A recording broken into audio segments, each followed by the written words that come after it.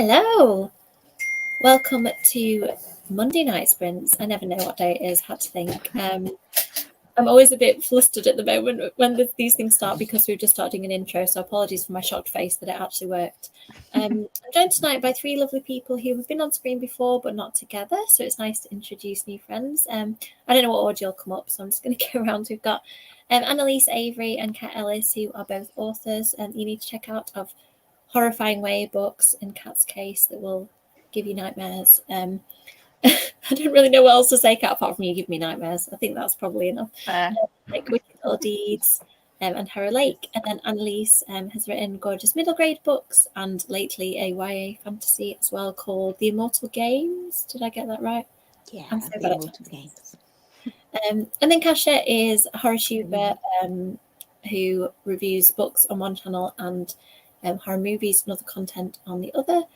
So we're sort of a combination of each other. Like I do a bit of what Kasia does, a bit of what Kat does. Not a lot of what Annaliese does, but I'm sure there's some crossover somewhere. Oh, in fact, we're in the same debut group, so there's the crossover there. Yeah. We debuted as authors at the same time. So tonight we are going to be doing reading, writing, or productivity sprints. So do you want to go around the group and we'll find out what each other is doing, and then we'll jump to the comments and see what people watching us are doing. So how about you, Kasia? I'm assuming reading tonight, unless you're going to shock us and jump sides and start writing with us. No, I'm gonna be reading, but I gave some thought into the writing thing. I'll come to that later. But Yay. I'm currently reading Mary by Nat Cassidy because I've been really excited to get into this one. And I'm in page 66 and I'm loving it. It's, refreshing to me because this is a horror book that focuses a lot on middle-aged women and also things that they have in their heads about society and how does it feel to be single, childless when you're already 49 approaching 50, society, and it's all combining it into horror. And I'm really enjoying that because it's something that is not always portrayed in books. I feel like it needs a little bit more representation maybe. So far I'm enjoying it, so we'll see. Did you find it hard to track down? Because I looked that up once after somebody had it on a sprint and then I couldn't find it, but I don't know whether that's just in the UK. It might be a bit harder. Yeah, I think Dawn said that she couldn't find it anymore, that it was out of stock. So I went to Amazon straight away and bought it before that happened to me here. So I think it's still available here. So if anybody needs a copy, I can ship it from here. Thank you. I'll have a look and see what, because I did look, but then people have said it's really extreme. So I don't know if it's too extreme for me. You'll have to let me know how extreme Not it gets. yet, but I'll let you know. Okay. How about you, Kat? Are you reading or writing tonight or something else entirely? I'm going to do a little bit of each. I'm going to start off writing because I'm working on a secret project at the moment that I need to write a little bit to get to the end of a chapter that I'm quite enjoying writing. So I'm going to do that to begin with. And then after that, I have When Ghosts Call Us Home. This is an early copy of Katia Debkera's new book. It sounds really, really good. I haven't started it yet. It's about a girl whose sister goes missing and figuring out what happened to her draws her back to this house where she starred in like amateur horror film when she was 12, and it was one that her sister made. So this is very much like my wheelhouse. I'm expecting that I'm going to really enjoy this one. That sounds cool. Is that YA or adult? It's YA. Okay, because I was thinking like sometimes like it has that slight feel of like Burn the Negative, Josh Winning's latest adult book, and I think sometimes until you know the ages of the characters and stuff, it could be kind of either, couldn't it? Yeah, but I think the main character is like 17. Okay. I'm reading a book I don't know whether any of you have read at the moment called Looking Glass Sound, Catriona Ward's new book. Who wrote Last House on Needless Street, and it is so wild. Like I'm 70% through and I don't really know what it's about or what's happening, but I'm kind of feeling it. And I've heard this about her other books. Like I'm not sure what to believe because all the clues are there that there's like some, I don't know, I don't want to give too much away, but that you might, what you're reading on the page might not actually necessarily be true or be happening, or it's really hard to know what it's about. So I think, I don't know, I need to talk to somebody who's read this book because I can't say anything. If you've not read it, I don't want to spoil it, but I think I like it so far. I'm probably going to be writing most of the time because I'm on a couple of deadlines. She gets like heart palpitations, so I thought that I really, really need to get a bit ahead in the next, well, catch up in the next couple of days because I'm behind. How about you, Annaliese? Are you writing tonight? Yeah, I'm writing. So again, I'm a little bit behind. So I had a really good weekend. I did like 10K this weekend, so feeling all good about myself. They're probably Nice. rubbish words that I'll throw away, but I don't know. I very rarely talk to authors and they say I'm ahead of deadlines or I'm like on track to definitely achieve it, because it's so hard to just turn it on, isn't it? It's like I need to edit 20 pages today, for example. Doesn't mean that my creative brain will actually be able to do that today, or that I won't get to a bit where I get like I was having a really good stint the other day and got horribly stuck, and then was stuck for like hours trying to unpick something that I'd done to myself. So it's really hard, isn't it, to kind of stick to a deadline when you've got all that going on. Yeah, I've so for a couple of years now, I've been trying to get into engineered flow states. So there's like certain things. So there's this it's a wonderful book called Flow by a psychiatrist or a psychologist called Michal Csikszentmihalyi, and he worked with artists and writers and musicians, and looked at their process and looked at when they got into flow states. So states where, you know, when you're writing and then you look up and you're like, oh my God, where did the time go? Or when you're reading and you get really absorbed, that's a flow state. And so he goes through all of the different ways that you can kind of trick yourself into a flow state. And so one of the ways that I do it is I set a timer, a bit like on the sprints, and then I have a certain sound that I listen to, and my sound is the warp core engine from Star Trek Next Generation. so I put my earphones in and I listen to that, and that kind of white noise in the background helps me to be a little bit more tuned in to that productivity and to get on. So yeah, it sometimes works, not always. It depends, you know, on your mental state and how many other things are happening, like life things, if you can just turn it off and turn it on. But yeah, I've never tried that. Have you, Kat? Like, I know you're in a bit of a different position because you write as your day job, so in a way I don't know whether that's better or worse to have more time to do it. Yeah, I mean, I thought when I started writing full time, I've got so much time, I'm going to be so productive. And I am not in any way productive compared to how I used to be when I was doing it on top of a day job. So yeah, I'm going to be trying that warp core thing, definitely. I do try lots of different things to try and trick myself into being very, very productive, but it rarely works. Somebody that I work with who's really clever and did a doctorate while she'd got young children said that she found that when she was time poor, she was the most productive. Like literally when it was like, I've got an hour a day to work on my doctorate, that it was amazing. Give her 8 hours a day and she'd do not the same equivalent. So I don't know. The paradox of freedom, isn't it? Is that what it is? How do you know the names of all these things, Annaliese? I'm very impressed. I read lots of non-fiction books, so like, and I like productivity, and I like I bullet journal and things, so I do like read lots of things about you know, how to kickstart your productivity and how to just be organized in a really functional way, so that you can be kind of creative within the limitations. Yeah, that's what I have to turn on the creativity at 7:30 every day. Basically, in the evening, it needs to just be ready to go for about 90 minutes. So I think I just know that literally my computer comes on and I may be incredibly unproductive, but I've just got to do it for 90 minutes regardless, because it's the only 90 minutes I have. So interestingly, in September, my son goes to nursery, so I'll be able to tell you if I've been doing it like this for 3 years, whether having an extra 3 hours a day makes me 3 hours more productive. I've got a feeling it won't. Right, let's jump to the comments and see if the people in the comments are feeling productive. I'm feeling inspired. I'm going to think about what my sound would be. I felt mine would be something horrible though. Like, do you think what would yours be, Kat? I think we're probably in a similar boat here. If you're going to write something horrible, do you need to listen to something horrible? Maybe I'd do something like, you know, sort of that deep sea white noise, you know, like around a submersible or something like that, which sounds quite grim at the moment actually. But yeah, something like that, some kind of like, you can tune it out, but it's constantly there, much like that warp core sound, which I can perfectly imagine. I quite like there's like loads on YouTube warp core ones. I like the one that's engineering of a nighttime, and every now and again the doors open and somebody comes in and like messes around with the computer and then disappears.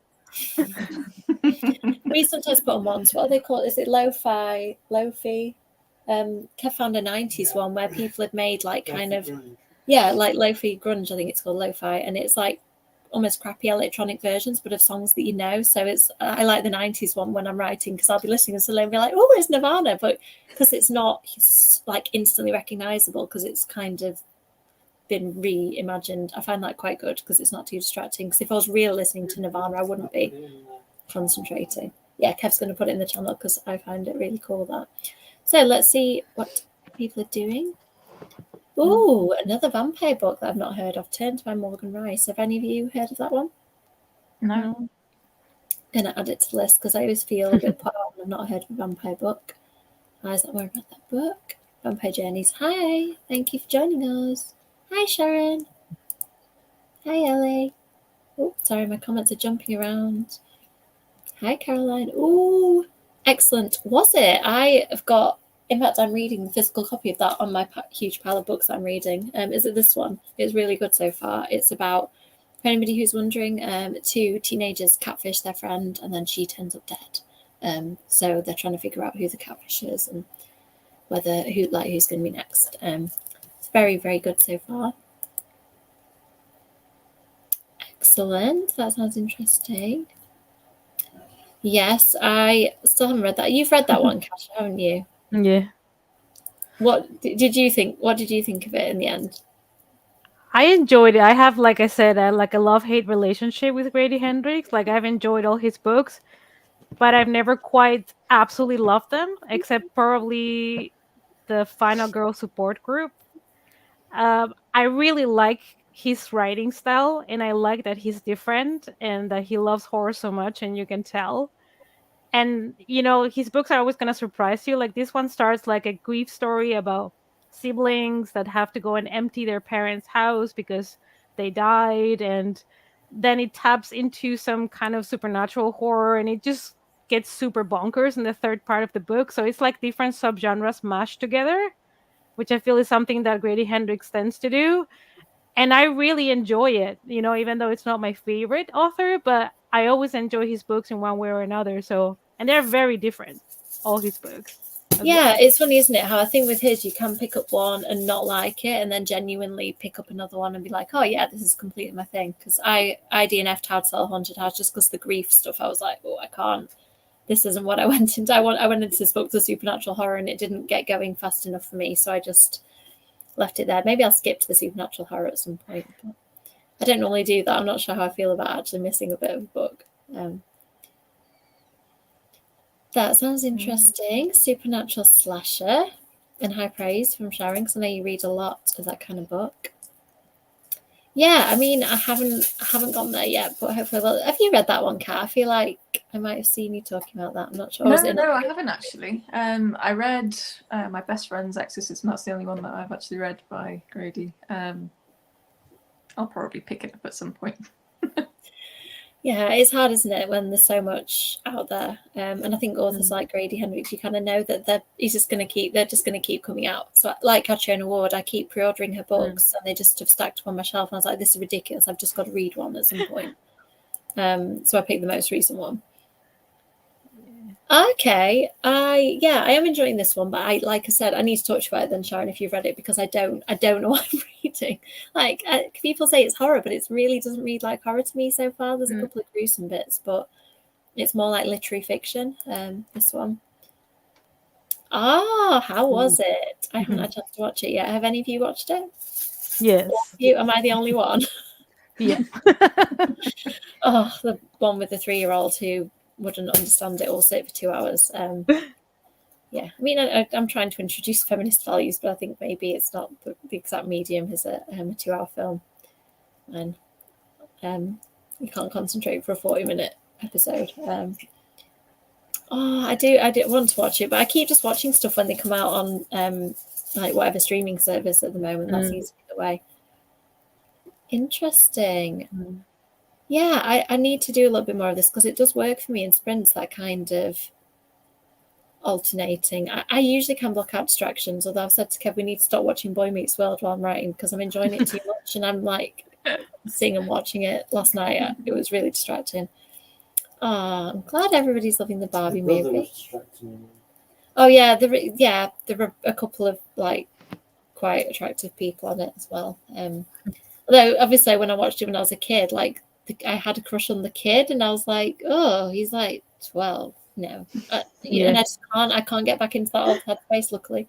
But yeah, so it's like the dad's quite hot now, and the older brother who's about 30 in real life, I think. Yeah, that is such a bargain. I am really enjoying it as well, and like you said, Sue's always really good thrillers. Yeah, I really liked that one. I really liked My Best Friend's Exorcism as well, and Horror Store, and We Sold Our Souls.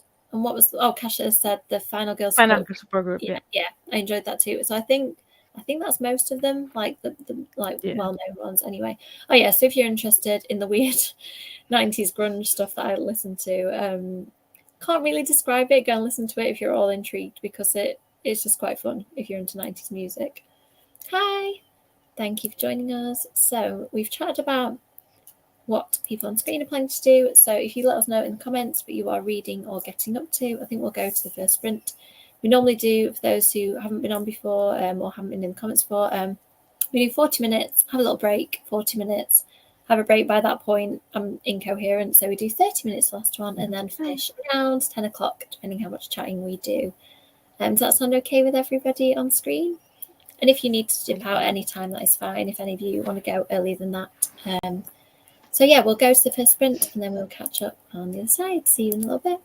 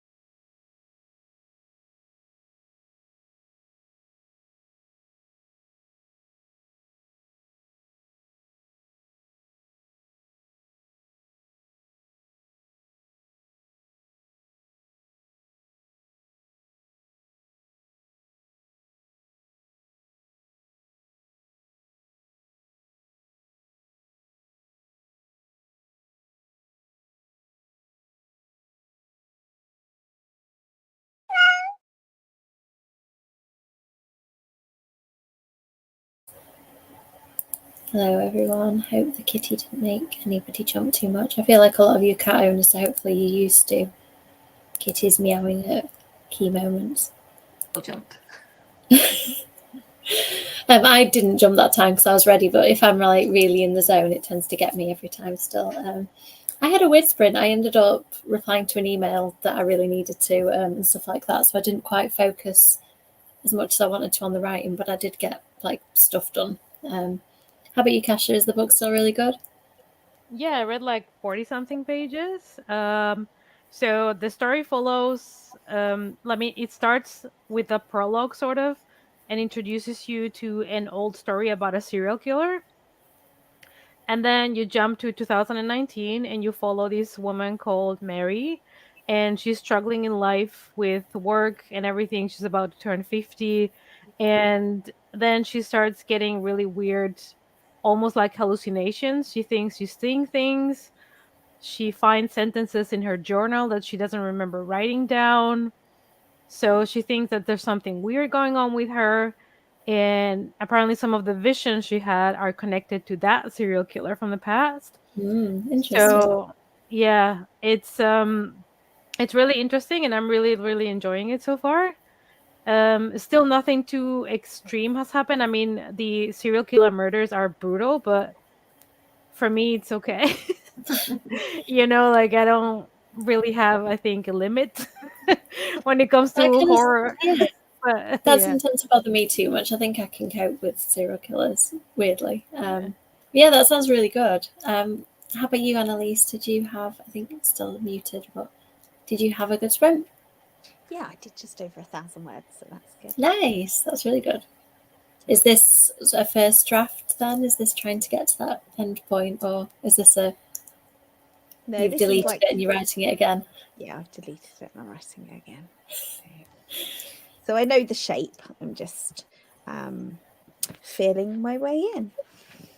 And hopefully I've got rid of all of the bits from the first draft that is just like me geeking out about stuff and is not essential for story. So I hate deleting those bits, and I suppose I have to delete them like one painstaking bit at a time, as opposed to just having got rid of the whole thing. But yeah, I'm that's the kind of thing I'm taking out at the moment. Like, I don't really need to go on about cults this much. Like, maybe move on other people. Other people might not be as into it as you are. I mean, maybe they are. I don't know. How about you, Kat? Did you have a productive? Did you say you were writing in yours or editing? Yeah, I was writing for this one, and I think I'll carry on for a little bit in the next one, but then I'll switch to reading. But yeah, I wrote, I think about, I didn't note what word count I was on when I started, but I think about 700, something like that. Yeah, nice. This is a first draft as well, so I'm always slow with the first draft. Good with editing, love editing, but this bit is a bit like pulling teeth. Do you find you get slower and faster at different points? Like, I tend to speed up towards the end when I feel like I actually, if it's clicked and I know where I'm going, suddenly I can do it. It's the middle I get so slow because I never know what happens in the middle. Like, I have real saggy middle syndrome, which sounds really gross, but you know what I mean. Yeah, I remember I was watching some documentary about how South Park was made, and like the storyboards, there was just like a whole middle section where they just put chaos ensues, and then it's like just have to kind of make stuff up to go in that bit, and that's what I always think about as my middle part. Is just the chaos ensues, and I don't really know what the details of that are. So yeah, I'm the same as you. I think I get a bit slow when I have to figure things out as I'm writing, but then I usually know what the ending's going to look like, so it speeds up then. It's weird as well because, like, do you find your drafts, I don't know about you, Annaliese, as well, are a similar length to the final book? Because I tend to write about a book length first draft and then take bits out and add it on, and it ends up book length still. Whereas my friend Mia, she was saying today that she tends to write under and then like add to it in subsequent drafts. So what do you two do? How about you, Kat?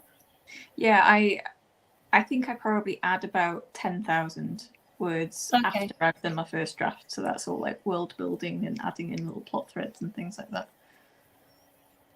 Yeah, I think because I take so much out and then add so much, I think it kind of evens out. How about you, Annaliese? I suppose you're in a different situation, but is the first thing that you write, it tends to be book length? Or? No, it's ridiculously long. Like, so I write hot, So like I'll just chuck everything in and it'll be like full of all of the detail and all of the emotion and all of the things, and then I'll chuck it, and then it gets like colder and colder as I go through.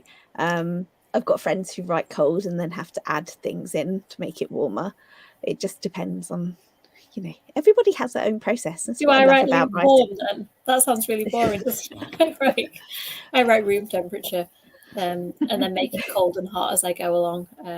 Maybe that's You're just adjusting the thermostat, just like getting to that sweet spot.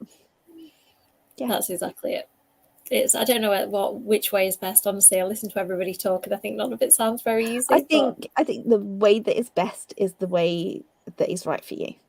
Like the way that helps you to get words down. That's the way that's right for you. There's no right and there's no wrong. It's all about words.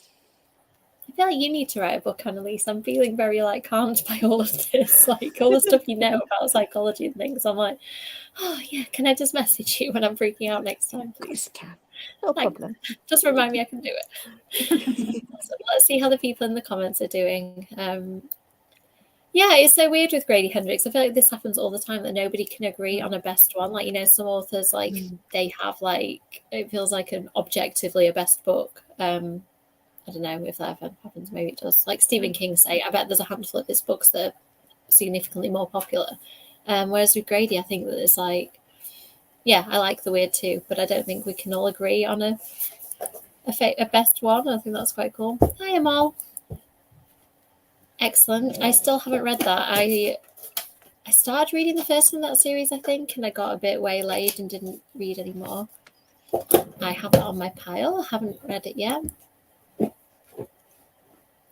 Wow, I feel like you're always juggling lots of reading, exactly like I am. I know that feeling. Hello. That sounds nice.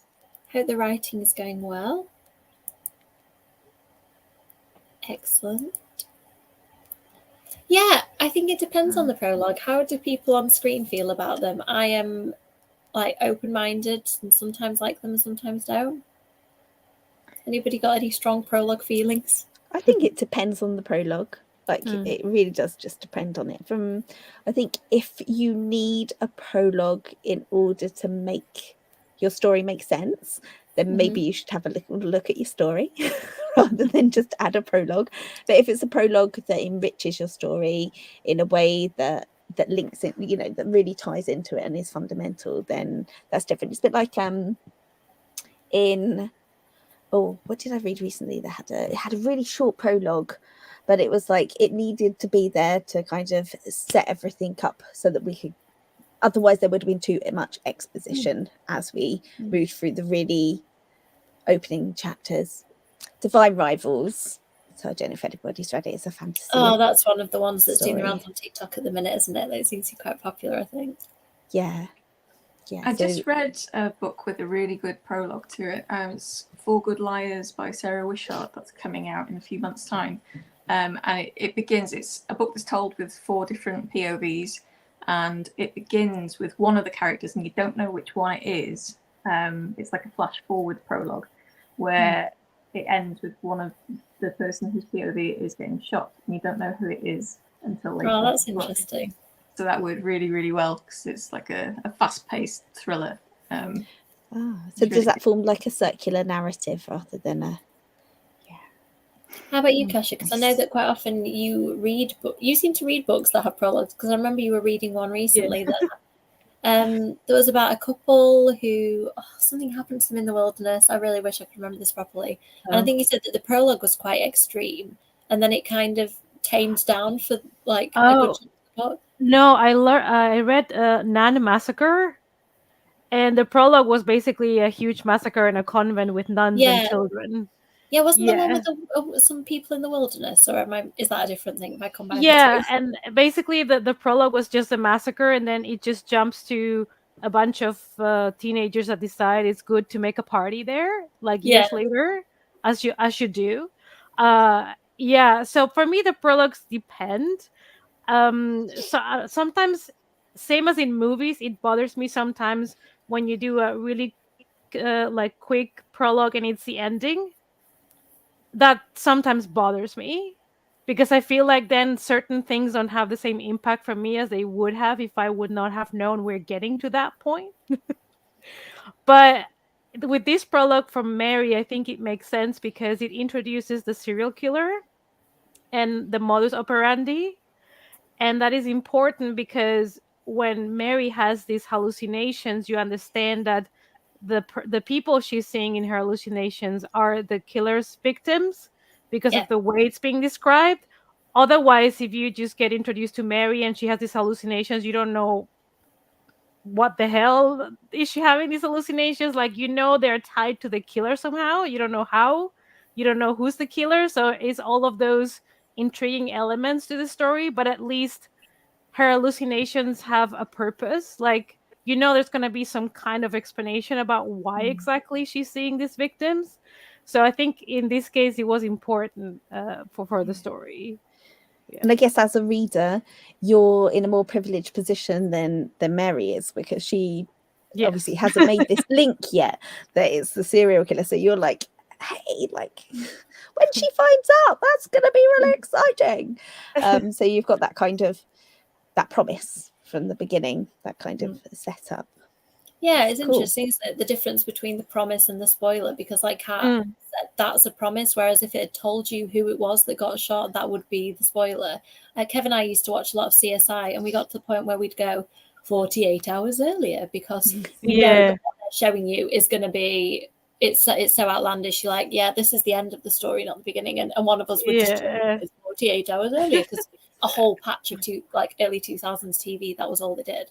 And I think that's when it's annoying, when it feels like it's a cheap ploy to try and get you to watch on. Look, we're showing you something exciting, so you've got to watch now to get to the thing.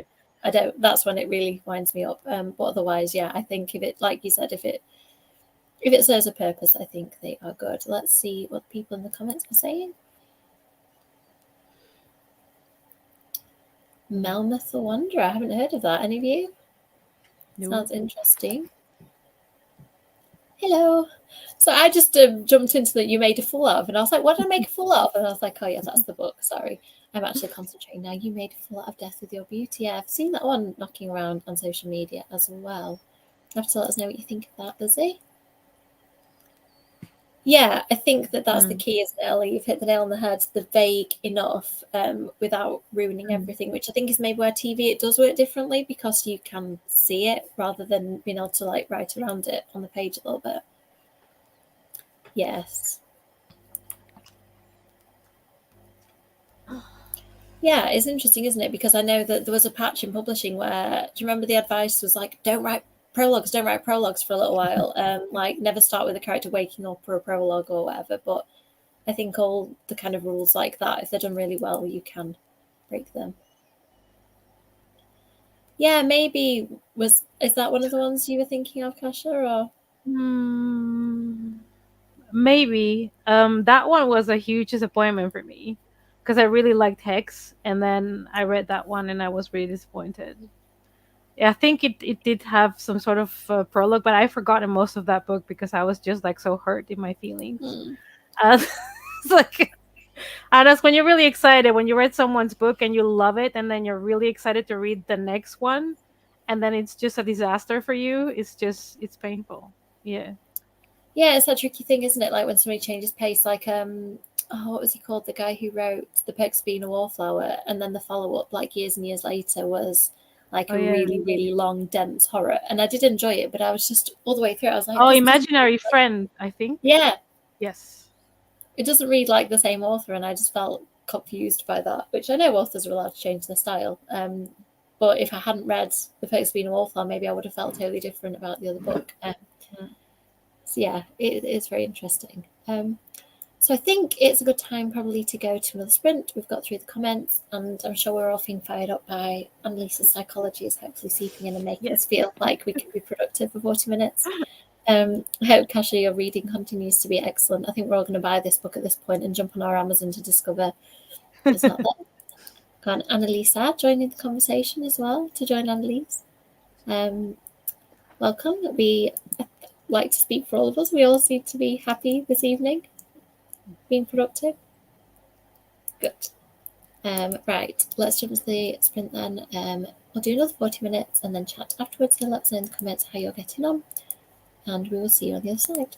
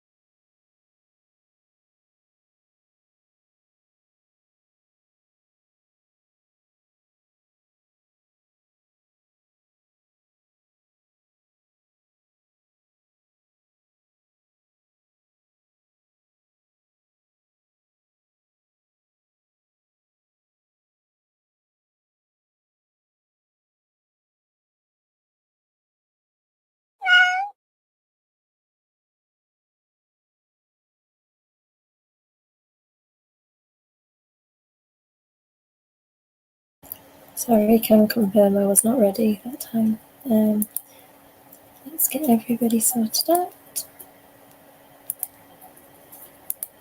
Okay, so how did the sprint go for everyone? How about you, Kat?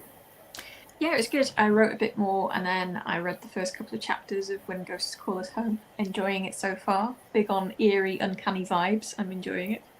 Nice. What did you say that one was called again? I'm going to add it to my list. When Ghosts Call Us Home by Katia. Excellent.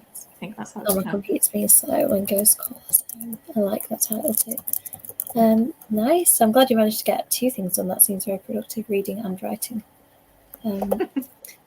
Let's see. Kasha, how did you get on with your book? Is it still good? Still creepy?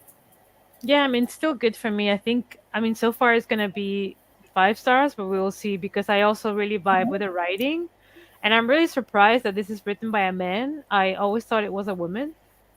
And I think the way he writes women is just quite interesting coming from a man's perspective, because I feel like seen a lot as a woman, which is weird. So, you know what I mean? Like, I Yeah. wouldn't expect a man to write it like to the point of how a woman would think. It's not just how she acts or how she talks. It's like how her psychology works, and aging as a woman, it's very different from a man. So it's really interesting that it works so well.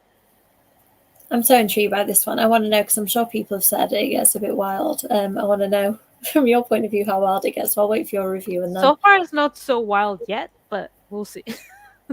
I've added it to my tabs anyway. I've got it open and ready to go if you give it the okay. I'll wait. Annaliese, how did you go? Yeah, good. Another 1,000 words. So. That's great in one night. I feel like that's about as much I can get done in a day normally, so that's really productive. Are you going to carry on writing in the next one, or do you think are you still in your flow? I had a pretty good sprint. I ended up like in one of those scenes where I was in a bit of a tangle and I had to write what ended up being a really short paragraph that was just an answer phone message, but it needed to convey so much information. I was like, I wrote a long list of what needed to go in it. Just this really casual, I've just got a few things to tell you message. So that took me ages, but then I did a bit of like quicker editing, so that was good. I think I'm going to watch TV in the last sprint, because I've like hit that point where I don't think my brain's got any more in it, and I've got a writing day tomorrow, a rare writing whole day. Well, I say all day. It's going to go into the gym and stuff in it, and like other things I don't get time to do, but in theory I could write all day if I wanted to, so that's like waiting for me as well, that I know that I can probably sit there, as you mentioned, Kat, and do what I would have done in an hour. Yeah, I'm actually going to leave you all now. I'm going to Dublin tomorrow, so I have to be up at 4:30 in the morning. Oh gosh. So yeah, definitely. Get myself sorted. Enjoy. Is this like a pleasure trip? Are you doing any book stuff or anything while you're there? It is a pleasure trip. I will no doubt be visiting some bookshops when I'm there, though. Yeah, fair enough. Be rude not to. Absolutely. Yeah, you got to sample the local culture, I feel. Yep. Oh, good luck with your sprints for the rest of the night. Yeah, we won't be long before we go to the last one. So yeah, it's up to you if you want to duck out now or I will. I'll leave you all to it. So. All right. See you later, night, Kat. Thank you for coming on. Lovely. So we're down to 3. You two look more awake than I feel. So, and it's an hour later for you, Kasha. So I don't know how you're managing it. Yeah. Well, a lot of coffee today, but yes.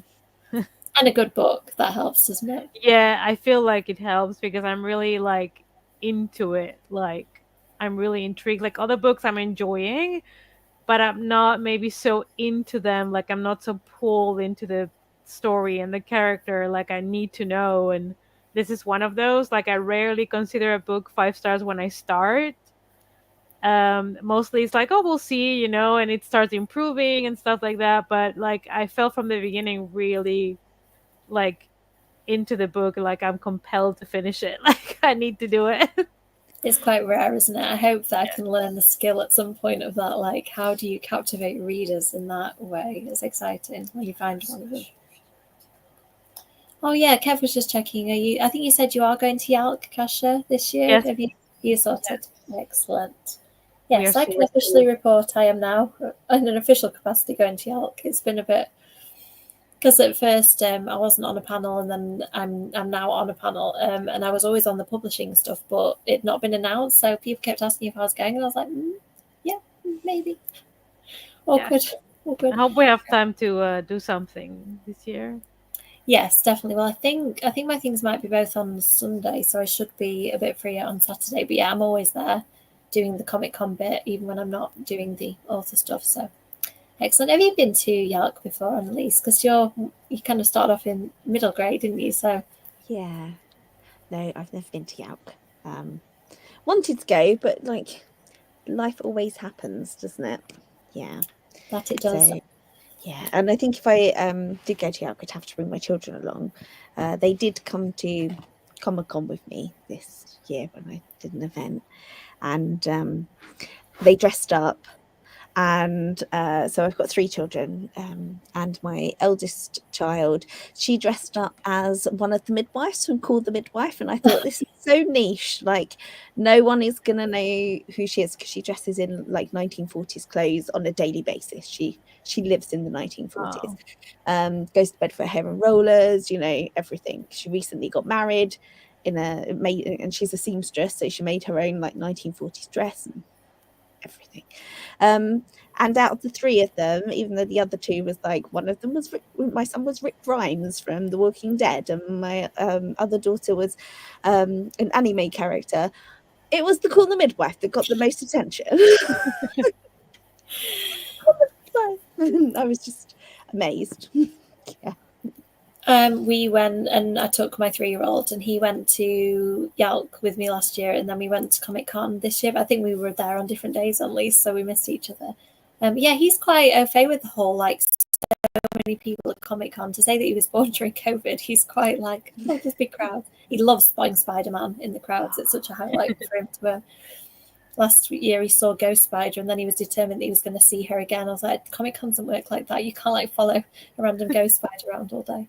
But yeah, I think one child is, I suppose he's small as well. Like you can pick him up and scoop him up in the crowd if you need to. So it's not too bad, one of them. Yeah, he did fall asleep on me at Yalk last year. I was talking to somebody and all of a sudden he got really heavy, and Kasia can attest I was standing there with enormous child. Like, oh, I just had to sit down next to one of the publisher stands like, I'm sorry, I live here now. Yes.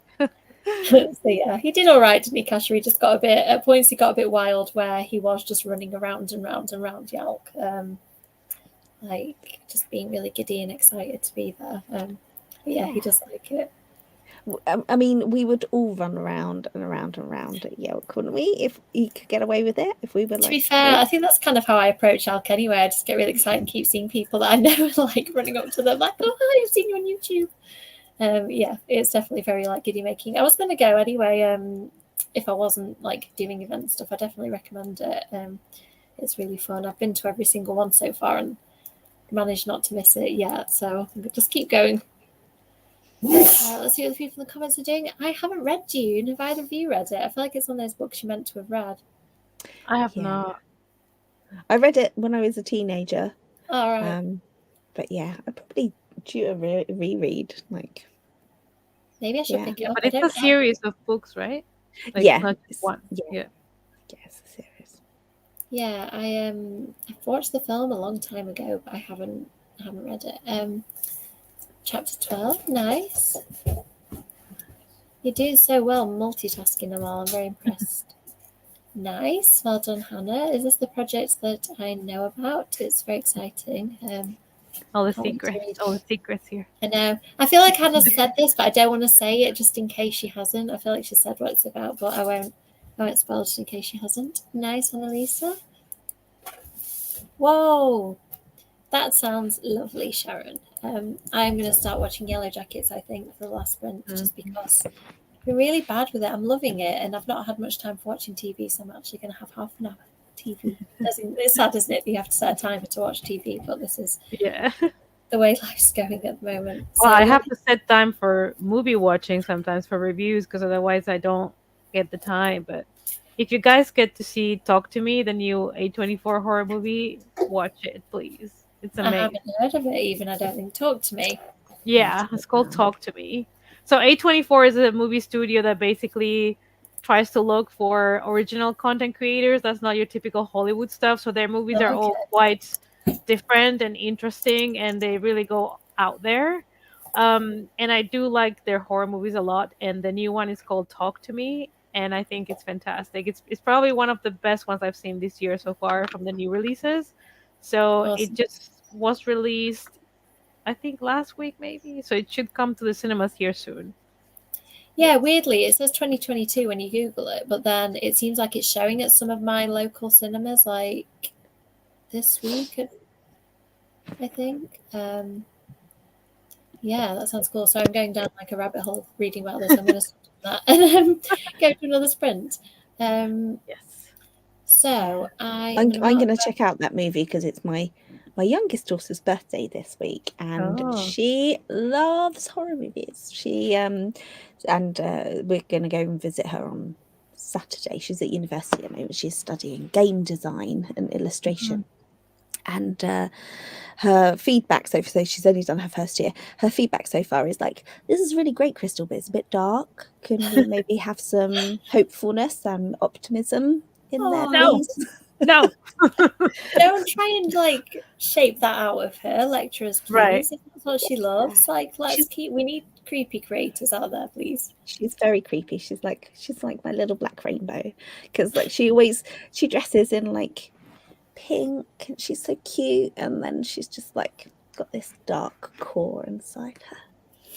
Beautiful. The children sound so interesting and amazing. Like, and it's so interesting to me how we're at totally the opposite ends of this. I'm like, they're just starting to grow them up a bit, and it feels like you've done a lot of the heavy lifting. Yeah. Well, we homeschooled our kids, and I think that really helped them to kind of find who they are and not be,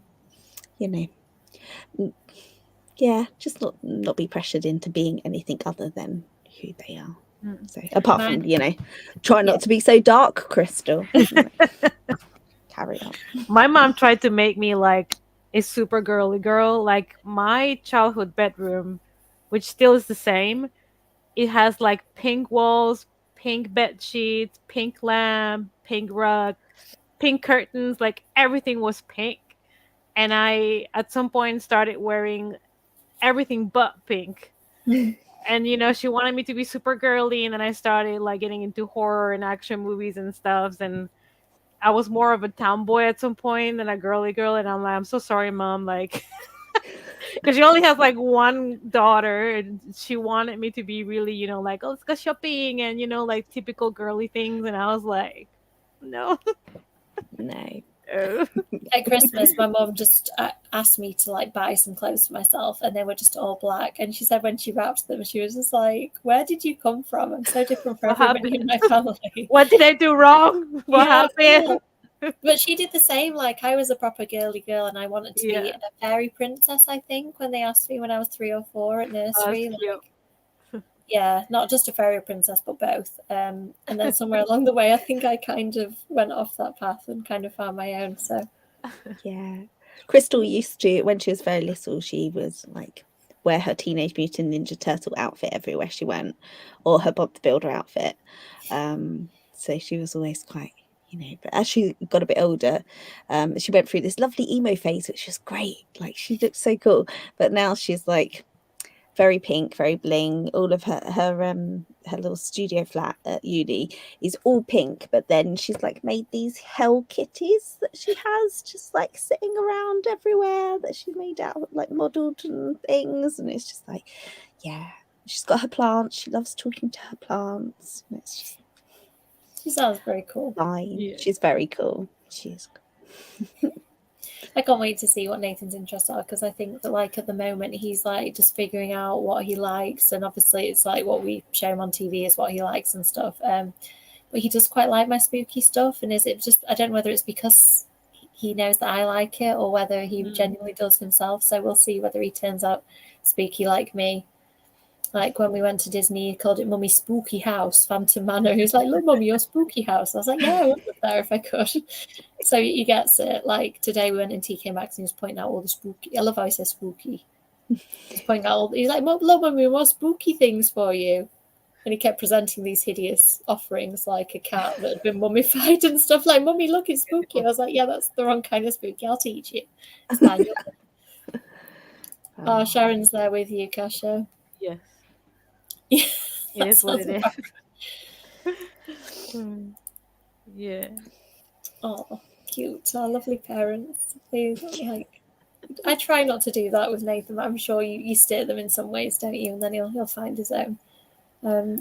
Okay, let's go to the last sprint. I'm gonna, as I said, watch some TV. So I hope you have some good writing and reading on your end. And people in the comments, let us know how you've gone tonight, and we will catch up with you on the inside.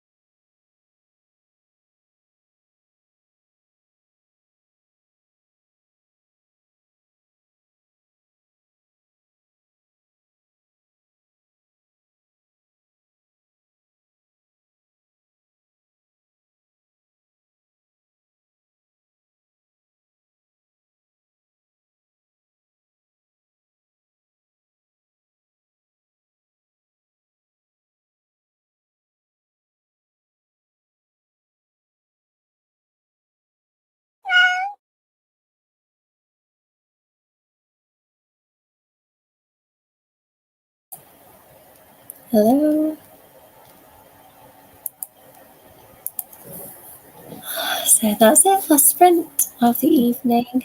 I hope everyone had a good one. How did you get on, Kasia? Good. I made it now. I'm 40% into the book, and I'm really enjoying it because, well, I mean, I really love stories about a good serial killer. Yep.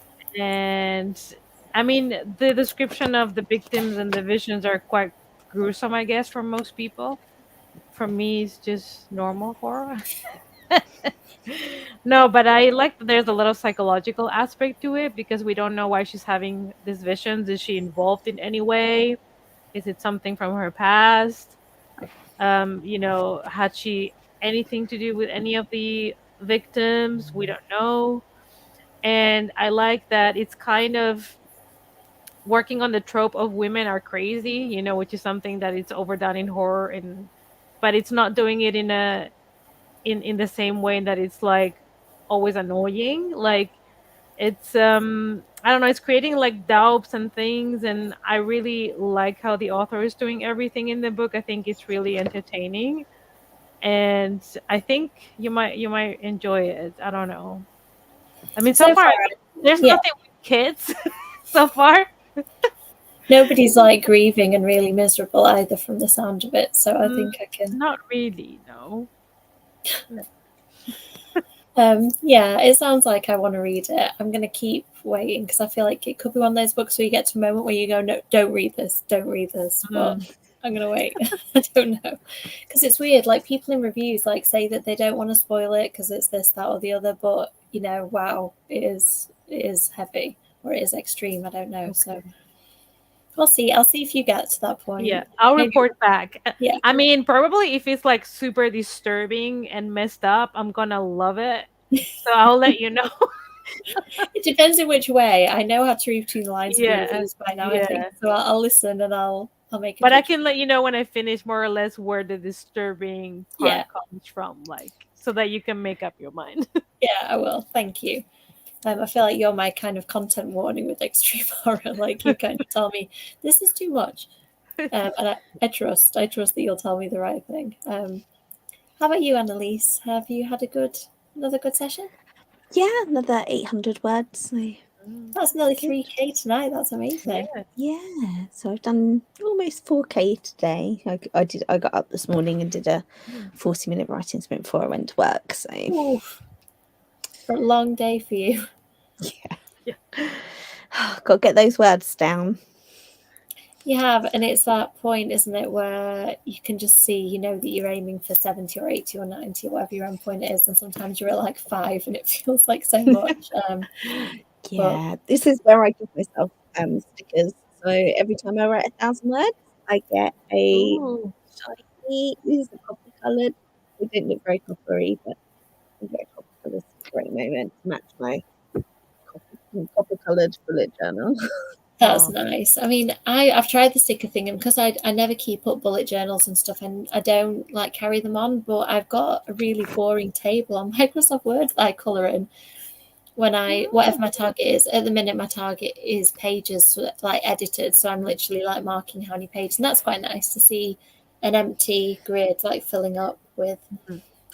And that's the thing, it's that little it's seeing that progress visually, like, because sometimes when it's like just words on the page, it's always just words on the pages, but when you see like little things adding up and that compounded action again and again, and there's always like this little threshold where you tip, don't you?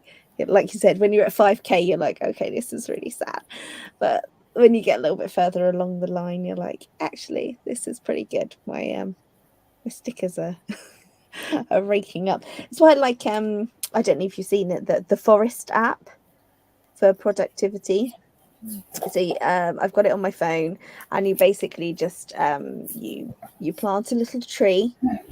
You say how long you're going to write for, and you plant a tree, and then you have your own personal forest. So this is like my productivity forest for the, how do I move that way, for the month so far. So all of these trees are nice healthy trees, but if you look at your phone anytime during your when you say you're going to be focused, it kills the tree and then it plants like Oh, a no. little dead tree. Oh no. And there are lots of different trees. So those are my trees from last month. That's amazing. What's it called? It's called the Forest app. I think it's a couple of quid.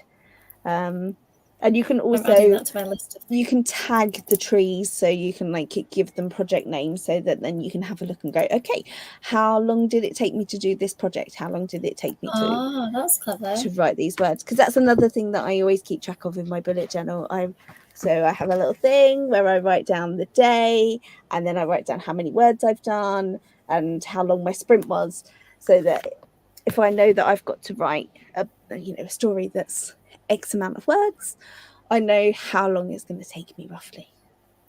That is really useful, because for book 2, like Kev and I are both sort of each evening being like, how long did this bit of the process take me last time? Like, because he's always doing my YouTube editing and stuff, and I'm sitting here writing, and it's like, this feels like it's taking a long time, but does it? I'm sure it probably usually does, and I'm just questioning everything. Whereas if I'd actually got that record to say, yeah, this bit of the editing process took me 3 months last time. Yeah, maybe that's really reassuring, actually, just keeping a note of your progress. I obviously keep all my journals, and I've got my journals from when I wrote the Immortal Games, and I usually take them to events to show people, and I've got them all color coded and things. And I was reading through one of them, and I was at a bit with this story that I'm writing where I was like, I hate it, like absolutely hate it, and it's the worst thing I've ever written ever. And I was looking through my bullet journals, and roughly when I was at the same point as I am with this, but with the Immortal Games, there's this whole section where I've just written in the book, it's crap, it's the worst thing I've ever written, I hate it, it's horrible. So it gave me a lot of reassurance that, like, okay, this is just part of my process. Like, I get to the point where I can't stand it anymore, and then I find all of the bits in it that I actually do love. It's a lot of words to step back from and go, okay, as a whole, this is not too bad. There's stuff that needs work. When you're in a bit that you're really stuck, it's hard to see, isn't it? What this big picture is going to look like. I think you can get in your head, like you overthink too much at some point, and then you cannot be objective anymore. Like you just overthink everything, question everything, things that you were so sure about. So with any project, I think it's important to take maybe 1 or 2 days off and just let it cool. Let it come cool. back. Yeah. And I think maybe like just give yourself that perspective, not just in time, like from the time away from the project, but also go and do other things, feel that well. If you're exhausting it onto the page, then no wonder you're feeling like that. You need to go and reconnect to things that bring you joy, so that you can then bring that joy back to your work. Maybe that's where I'm going wrong at the it's been years of me just going, I haven't got time to have time off, and it will come, I know, but it's hard to kind of keep filling an empty well, like you said. I feel like I'm always there, like not giving myself a break, because I know that a bit short on time. Give yourself a break in like a different way. Think of it not as you taking time off, just think of it as feeling you're well. You can't give if you're empty. A little person has stirred. I think awakened. But can you hear him? Yes. Yeah, I might have to cut this short. So Amal has done really well. Read chapter 9. There are no more sprints, I'm afraid. We've just finished, and a little person has just woken in my house, so there's not going to be much more chat either. Thanks, Sharon. Good night. I'm going to call it a night here, because I have a little woken person. He's come to get a fruity bake. This room is really dark anyway, and he's with his daddy, like looking like he's in the brightest lit room. Bless him. So, my hungry, sleepy little boy. Right, I'm gonna go. Are you gonna shout? You're gonna say night night, everybody? He's like, no, I'm not performing. Not today. He said, I don't know what that was. Oh, he knows you, Kasha. He's going to want to come and say hello. I'm going to go before he presents in front of the camera. So, good night, everyone. Hopefully, I'll see you soon. I'll be here Thursday. Lovely to meet you, Kasha. Nice to meet you. Thank you both for coming on camera, and thank you everyone in the comments. Bye. I don't want Bye, Nathan. Nathan. I'm going to go anyway. Night, everyone. Bye.